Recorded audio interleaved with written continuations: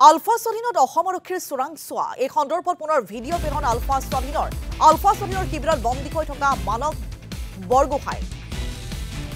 আৰু নিজকে অসম আৰক্ষীৰ এছআই বুলি দাবী মানৱ বৰগোহাঁইৰ বেলতলাৰ এটা এপাৰ্টমেণ্টত চলিছিল চোৰাংচোৱাৰ প্ৰশিক্ষণ 5গৰাকী সতীৰ্থৰ নামো প্ৰকাশ কৰিছে মানৱ বৰগোহাঁইয়ে আলফা স্বাধীনৰ শিবিৰত সন্মুখীন হোৱা নিৰ্যাতনৰ বাবে দায়ী অসম আৰক্ষী ভিডিঅ'টো প্ৰকাশ কৰিছে মানৱ বৰগোহাঁইয়ে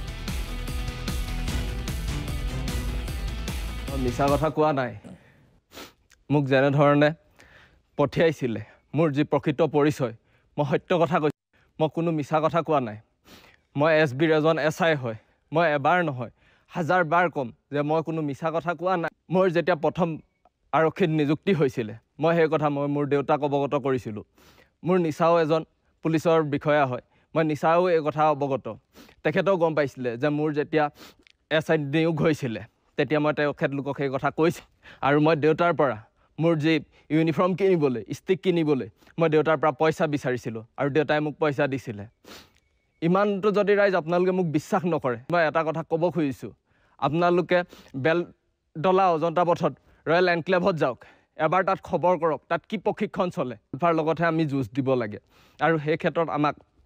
আণ্ডাৰ কভাৰ হিচাপত প্ৰস্তুত কৰিছিলে আমাক যেতিয়া মিছন দিয়া হয় সেই মিছনৰ কাৰণে আমাক প্ৰস্তুত কৰিছিলে অকল আলফাৰ বিৰুদ্ধে মিছনৰ ক্ষেত্ৰত আমাক প্ৰস্তুত কৰিছিলে প্ৰশাসনে ইয়াৰ লগত বিশেষকৈ যোগদান কৰিছিলে মানক চলিহাই আমাক বাৰে বাৰে আমাক ব্ৰেইন ৱাছ কৰিছিলে আৰু মানক চলিহাই আমাক বাৰে বাৰে আমাক এইখিনি কথাই কৈছিলে যে আমি যুঁজ দিব লাগিব আলফাৰ বিৰুদ্ধে আৰু সেইমতে আমাক এই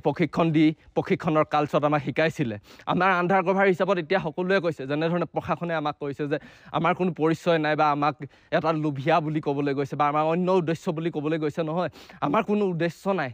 আমাৰ কোনো ভুকীয়াকৈ আমি একো উদ্দেশ্য লৈ আমি একো লোভত পৰি কৰা নাছিলোঁ আমাক যি ধৰণে ব্যৱহাৰ কৰিছিলে আমাক যেনেধৰণে প্ৰলোভন দিছিলে হয় আমি প্ৰলোভিত হৈছিলোঁ কিন্তু বিশেষকৈ আমাক তেনেধৰণে তেওঁলোকে আণ্ডাৰ কভাৰ হিচাপত ব্যৱহাৰ কৰিছিলে তাৰ একমাত্ৰ দায়ী অসম